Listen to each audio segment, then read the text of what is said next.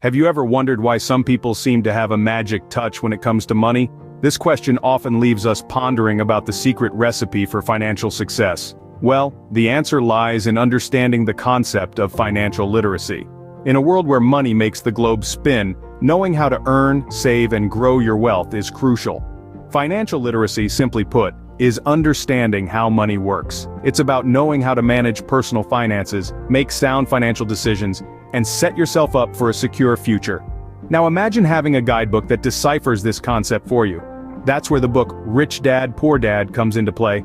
This book not only introduces us to the fundamental principles of financial literacy, but also paints a stark contrast between two different approaches towards money. Today, we dive into the first chapter of Rich Dad, Poor Dad to explore these themes further. Penned by Robert Kiyosaki, Rich Dad, Poor Dad is a financial masterpiece that has enlightened millions. This groundbreaking book takes us on a journey through Kiyosaki's childhood, where two fathers, his own and his best friends, teach him contrasting perspectives on money, work, and life. Robert Kiyosaki, a renowned entrepreneur, investor, and speaker, has dedicated his life to teaching financial literacy. His lessons, encapsulated in this book, have had a profound impact globally, helping countless readers break free from the rat race. Rich Dad, Poor Dad is more than just a book. It's a financial revolution. It challenges the conventional wisdom of get a good job, save money, buy a house, and invest for the long term in a diversified portfolio. Instead, it propels us to think differently, to view money as a tool, an ally, in our quest for financial freedom. Now, prepare for a journey into the first chapter of this financial revelation. The first chapter of Rich Dad, Poor Dad begins with a tale of two dads. Robert Kiyosaki, the author, presents two fathers with starkly different perspectives on wealth and financial management. The first dad, his biological father, is the poor dad. He is a highly educated man holding a PhD and a secure government job. Despite his education and stable income, he's always struggling financially, living paycheck to paycheck. He believes in the traditional path to success: get a good education, find a secure job, and save for retirement. On the other side of the spectrum is the rich dad, his friend's father. The rich dad is an entrepreneur with an 8th grade education, but possesses an abundance of financial intelligence. He believes in financial independence and building wealth through investments and business ownership. He doesn't work for money, rather, money works for him. These two men greatly influenced Kiyosaki's understanding and management of money. The poor dad's approach was rooted in fear and ignorance, always fearing the next paycheck wouldn't cover the bills, thus perpetuating the cycle of financial hardship. His mantra was, "I can't afford it." The rich dad, however, encouraged Kiyosaki to think differently. He taught him to ask, "How can I afford it?" This mindset shift, from a defeatist attitude to one of problem-solving and opportunity-seeking, is a critical lesson from the rich dad. As Kiyosaki grew older, he began to see the wisdom in the rich dad's approach. He realized that financial success wasn't about how much money you made, but how you managed and invested that money. He saw firsthand how financial literacy could break the cycle of poverty and create wealth that lasts generations. The tale of these two dads isn't just a story about two different men, it's a story about two different mindsets, two different philosophies when it comes to money. And it's these differences, Kiyosaki argues, that can make all the difference. So, how do these two contrasting figures shape our understanding of financial literacy? First, we meet the poor dad, a well-educated man with a steady job but who struggles financially. This is Robert Kiyosaki's biological father, a man who spent his life in the pursuit of traditional success. By conventional standards, he had achieved it. He was highly educated, holding a PhD, and held a government job that, while steady, never seemed to provide the financial comfort he sought. From his poor dad, Kiyosaki received his first lessons about money. The man, despite his education and dedication, held a traditional view of money that, while common, often leads to a cycle of financial struggle. He believed in working hard, saving diligently, and avoiding financial risks at all costs. His mantra was to get a good job, work hard, and save for retirement. On the surface, this seems like sound advice, but as Kiyosaki would soon learn, it's a mindset that often keeps people trapped in the rat race. His poor dad was risk-averse. He feared the uncertainty of stepping out of his comfort zone, of investing in assets, or starting a business. He was content with his fixed income, even though it barely covered his expenses. He believed that it was safer to rely on a steady paycheck than to venture into the unpredictable world of entrepreneurship or investing. The pitfalls of this conventional financial wisdom became evident to Kiyosaki. He saw his father, a man he respected and admired, struggle financially despite his hard work and dedication. He saw the limitations of relying solely on a paycheck and the dangers of not understanding how money works. His poor dad taught him valuable lessons, albeit unintentionally. He learned what not to do. He saw the limitations of traditional financial beliefs and the importance of financial education. He learned that working hard for money wasn't the only path to financial success, and that taking calculated financial risks could lead to rewards. His poor dad showed him what not to do, but the lessons from his rich dad would prove even more illuminating. Next, we meet the rich dad, a man who, despite having little formal education, is a financial genius.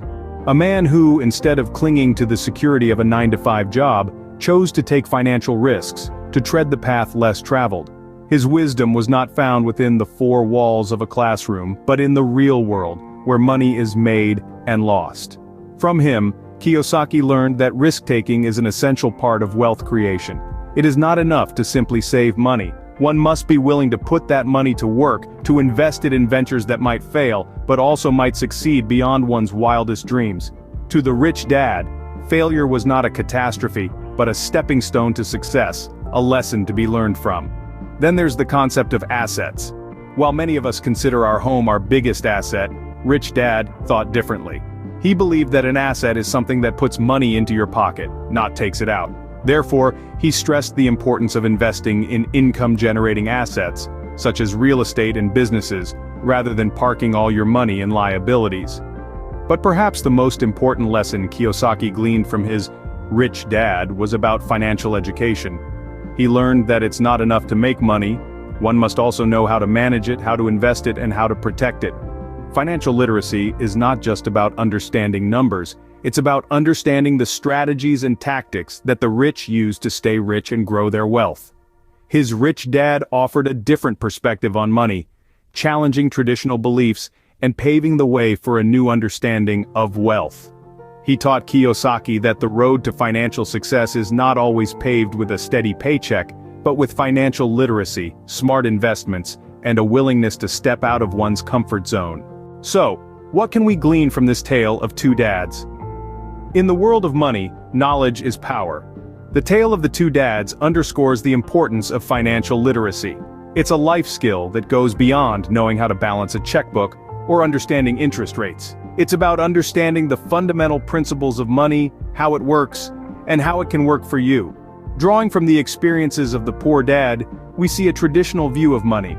He believed in the stability of employment, the safety of a steady paycheck, but this mindset often leaves us in the rat race, working paycheck to paycheck with little room for financial growth.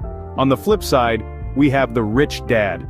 His unconventional approach to money and investment challenged the norm. He taught us that it's not about how much money you make, but how much money you keep. He emphasized the importance of building assets and using money as a tool to generate more wealth. So, what's the takeaway here? It's simple. We need to challenge our traditional views of money. We need to understand that financial security doesn't come from a job, but from our ability to manage and grow our wealth. We need to be proactive about learning and understanding financial concepts and using them to our advantage. Financial literacy is not a luxury, it's a necessity. It's what separates the financially secure from the financially vulnerable. It's what allows us to take control of our financial future, to make informed decisions, and to navigate the complex world of money with confidence and ease. And the beauty of it all? Anyone can become financially literate. It doesn't require a degree in finance or a high-paying job. It simply requires a willingness to learn, to question, and to challenge the status quo. So as we journey through the rest of Rich Dad, Poor Dad, remember this: understanding money is not about luck, it's about literacy. The more you know, the more you grow. So let's keep learning, let's keep growing, and let's take control of our financial future. As we journey through the rest of Rich Dad, Poor Dad, remember, understanding money is not about luck, it's about literacy. Ever wondered how two men starting from the same point can end up in such starkly different financial situations?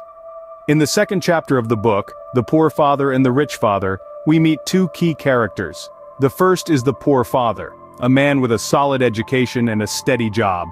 Yet, despite his academic achievements and consistent employment, he always seems to be battling financial troubles, never quite able to escape the grip of economic hardship. On the other hand, we have the rich father. A man who, despite having only an 8th grade education, climbs the ladder of wealth and becomes one of the most affluent men in Hawaii. His educational background may be limited compared to the poor father, but his monetary success is unparalleled. Two men, two drastically different financial outcomes. So how did these two men end up on such different financial paths? Let's dive deeper. What shaped the financial fate of the poor father? This chapter delves into the philosophy of life that guided the poor father's decisions. A man of modest means, the poor father believed wholeheartedly in the value of a good education. He held the conviction that academic qualifications were the key to unlocking a secure future. He was a staunch advocate for a life built around a stable job, a consistent paycheck, and the comfort of knowing where the next meal was coming from. This philosophy, though noble and well-intentioned, was rooted in the fear of uncertainty and the avoidance of risk.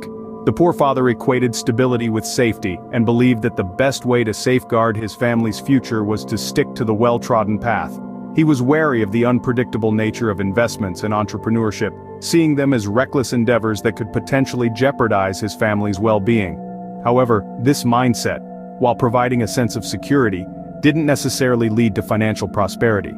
In prioritizing stability over opportunity, the poor father often found himself trapped in a cycle of living paycheck to paycheck, unable to accumulate significant wealth or progress beyond his current financial state.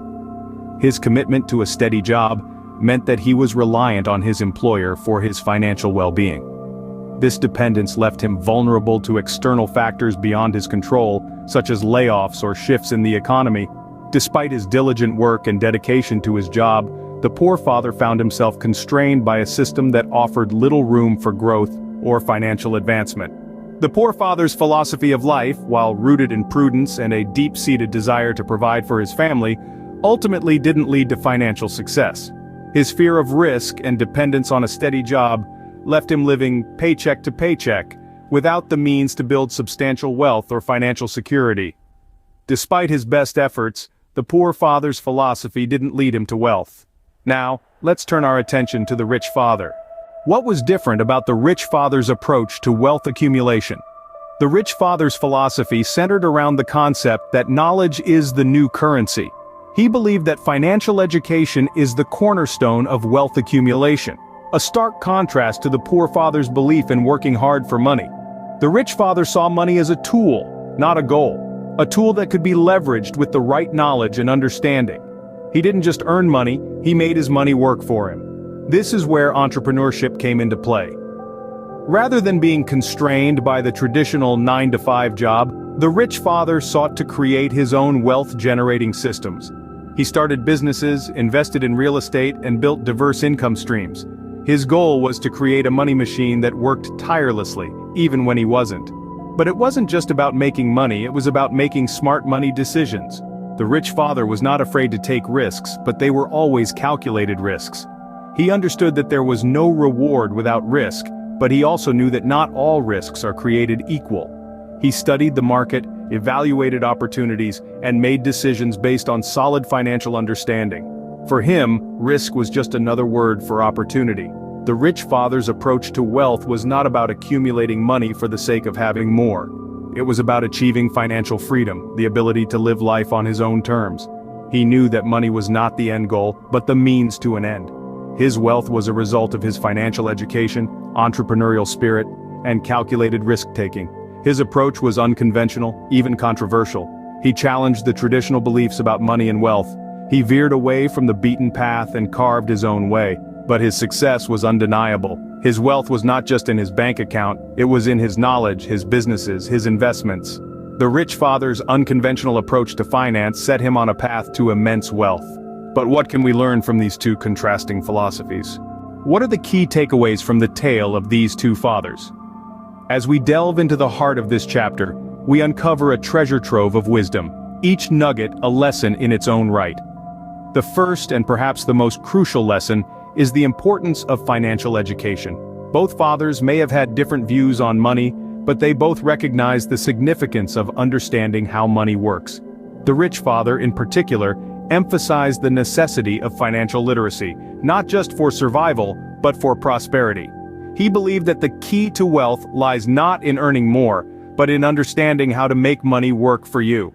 This leads us to the second lesson: the value of entrepreneurship and calculated risks. The rich father was an entrepreneur. He took risks, faced setbacks, but ultimately reaped the rewards of his ventures. He didn't just work for money, he made money work for him. He understood that financial security doesn't come from a paycheck, but from multiple streams of income. He knew that entrepreneurship isn't about taking blind risks, but about taking calculated ones, being innovative, and learning from failures. On the other hand, the poor father, despite his hard work, was always struggling financially. He was trapped in the cycle of earning and spending with little left for saving or investing. He believed in job security and was risk-averse. And this brings us to the third lesson: the limitations of traditional education and job security in achieving financial prosperity. The poor father, a highly educated man, was confined by his belief that formal education and a secure job were the ultimate keys to success. He was a prisoner of his own mindset, unable to see beyond the conventional path of school, job, and retirement. This isn't to say that education and job security are not important. They are. But they are not the only paths to financial prosperity. The rich father, despite his lack of formal education, had a broader and more flexible view of success. He recognized that financial prosperity comes not just from earning but also from saving, investing, and creating multiple income streams. He understood that job security can sometimes be a golden cage, limiting one's potential for wealth creation. So, what's the bottom line here? The tale of these two fathers teaches us that financial literacy is a critical life skill, that entrepreneurship and calculated risks can lead to financial independence, and that traditional education and job security, while important, are not the sole keys to financial prosperity. These lessons from the poor father and the rich father offer invaluable insights on wealth accumulation. So, what does the story of the two fathers teach us about wealth and financial security? The second chapter of The Poor Father and the Rich Father offers us a compelling juxtaposition of two contrasting philosophies towards wealth. In essence, it lays bare the stark reality that our financial destiny is not a product of luck or chance, but rather a consequence of our attitudes and beliefs about money. Let's take a moment to reflect on the poor father's philosophy. He believed in the traditional path to financial security: get a good education, find a secure job, and save for retirement. He viewed money as a scarce resource, something to be carefully hoarded and protected. This mindset, while seemingly prudent, limited his financial opportunities and kept him trapped in a cycle of paycheck-to-paycheck living. On the other hand, the rich father's approach was dramatically different. He encouraged entrepreneurship, investment, and financial literacy. He saw money as a tool, a means to create more wealth. His approach was risky, yes, but it also opened doors to financial freedom and abundance. The impact of these differing approaches on their financial situations was profound. The poor father, despite his hard work and frugality, struggled financially. The rich father, however, built a significant wealth portfolio, demonstrating the power of an open-minded and proactive attitude towards money. So, what are the key lessons to be gleaned from this chapter? Firstly, financial literacy and entrepreneurship are crucial for financial independence. Secondly, our attitudes towards money can either limit us or empower us. And finally, taking calculated risks can lead to great financial rewards.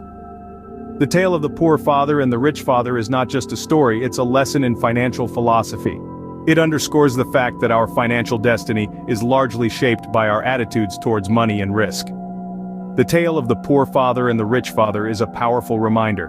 Our financial destiny is largely shaped by our attitudes towards money and risk. Have you ever wondered why some people seem to have a knack for making money while others struggle to make ends meet? In the book Rich Dad, Poor Dad, author Robert Kiyosaki explores this intriguing question through the lens of two influential figures in his life: his own father, whom he refers to as Poor Dad, and the father of his best friend, whom he calls Rich Dad. These two men, though they shared the title of father, held vastly different beliefs when it came to handling money. Poor Dad, an educated man with a stable job, believed in the power of formal education and the security it brings. He held the conviction that working hard, climbing the corporate ladder, and saving for retirement was the tried and true path to financial success. On the other side of the coin, we have Rich Dad. Despite having little formal education, Rich Dad was a successful entrepreneur who believed in the power of financial education. He was convinced that understanding money, how it works, how to make it work for you, was the real key to financial prosperity. He saw job security not as a safety net, but as a trap that kept people from reaching their full financial potential. This dichotomy between the two fathers is not just a matter of personal philosophy, it's a reflection of two distinct perspectives on wealth and financial security that exist in our society. One perspective, represented by Poor Dad, emphasizes formal education and job security as the foundation of financial success. The other perspective, embodied by Rich Dad, prioritizes financial education and entrepreneurship as the pathway to wealth. It's worth noting that neither perspective is inherently right or wrong. They are simply different approaches to the complex world of personal finance. And yet, these contrasting philosophies had a profound impact on Kiyosaki's understanding of money, shaping his approach to wealth creation and financial independence. It's clear that these two men had vastly different approaches to money, but what impact did this have on their financial futures? As we delve deeper into the book, we'll uncover the consequences of these two distinct financial philosophies and the lessons they hold for us. Stay tuned. So, what does it mean to be financially literate? Now let's dive into the third chapter of the captivating book, Rich Dad, Poor Dad. This chapter throws a spotlight on the importance of financial education. The rich dad in the book firmly believes that financial literacy is the cornerstone of wealth, a concept that resonates throughout the narrative. In the world we live in, knowing how to manage money is as crucial as earning it. The rich dad understood this reality early on. He didn't just work for money, he made money work for him. This isn't about being a miser or penny pinching. Instead, it's about understanding the dynamics of money and mastering its flow. Take, for instance, the rich dad's perspective on income and expenses. While many of us focus on increasing our income to meet rising expenses, the rich dad took a different approach. He emphasized controlling expenses and investing the surplus income wisely. This is a classic example of how financial knowledge can turn the tables. Moreover, the rich dad didn't rely on a single income stream. He created multiple income sources, demonstrating the power of diversification. He knew that relying on a single source was risky, and that diversification could offer a safety net. This is financial literacy in action, using knowledge to mitigate risk and maximize returns. He also understood the power of financial independence. He didn't want to be at the mercy of his job or the economy. By building wealth, he ensured that he was in control of his financial destiny. This is the ultimate goal of financial education, to give you the freedom to make your own choices.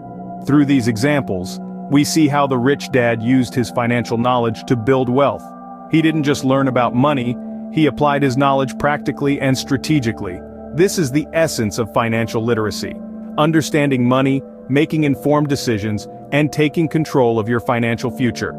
The rich dad knew that financial education was the key to financial freedom. But how did he put this knowledge into action? Well, stay tuned for our next scene as we explore his strategies and delve deeper into his financial wisdom. What distinguishes an asset from a liability?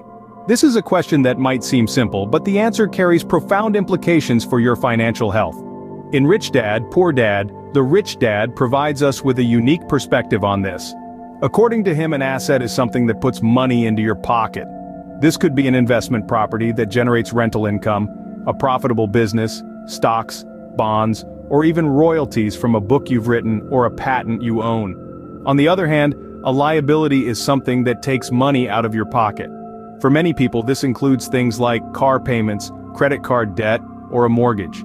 While these things might be perceived as symbols of success or wealth, the rich dad argues that they actually drain your wealth rather than build it. His philosophy is simple, yet thought-provoking. Wealthy people accumulate assets, while the poor and the middle class accumulate liabilities. Wealthy people invest in properties, businesses, and other assets that generate income, whereas the poor and the middle class often spend their earnings on liabilities such as high-end cars, luxury gadgets, or even a fancy house which, despite its value, takes money out of their pocket each month in the form of mortgage payments. This perspective is not about denying ourselves the pleasures of life, but rather about understanding the financial impact of our choices.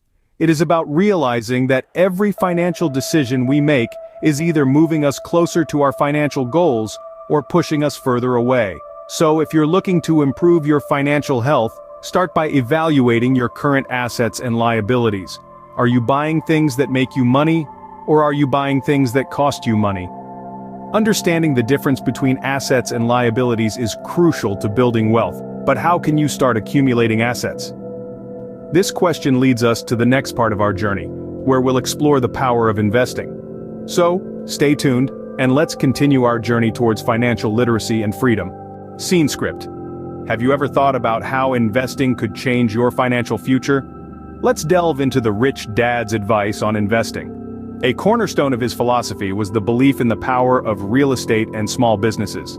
He saw these as avenues to generate wealth and achieve financial independence. He often said, "Your house is not an asset, it's a liability." What he meant was, it's not about owning property per se, but owning property that generates income. Imagine this. You purchase a piece of real estate, such as an apartment building or a duplex. You rent it out, and the rental income covers your mortgage payments and then some. Now, you've got a positive cash flow. You're making money without having to work for it every single day. This is what the rich dad called an asset. Similarly, small businesses can be a lucrative investment. If you can create or invest in a business that operates successfully without your day-to-day involvement, you've achieved what the rich dad calls a money machine. The rich dad's advice was not just about investing money, it was about investing time and education. He believed in understanding what you're investing in. He often said, invest in your mind first. This means learning about real estate, understanding market trends, knowing about business operations, and comprehending financial statements. This kind of knowledge, coupled with wise investing, can generate passive income. Passive income is money that you earn without having to work actively for it. It's the secret to financial independence. With enough passive income, you could cover your living expenses without having to trade your time for money. This is the power of investing. It's about leveraging your money to work for you rather than you working for your money. It's about creating cash flow from assets, not liabilities. It's about becoming financially free. Investing is a powerful tool for wealth creation, but it's not the only strategy the rich dad used. What sets the wealthy apart from the rest? The answer lies in the mindset. Let's delve into the rich dad's belief about the importance of mindset in achieving financial success. The rich dad believes that the mind is the most powerful tool we have in our arsenal.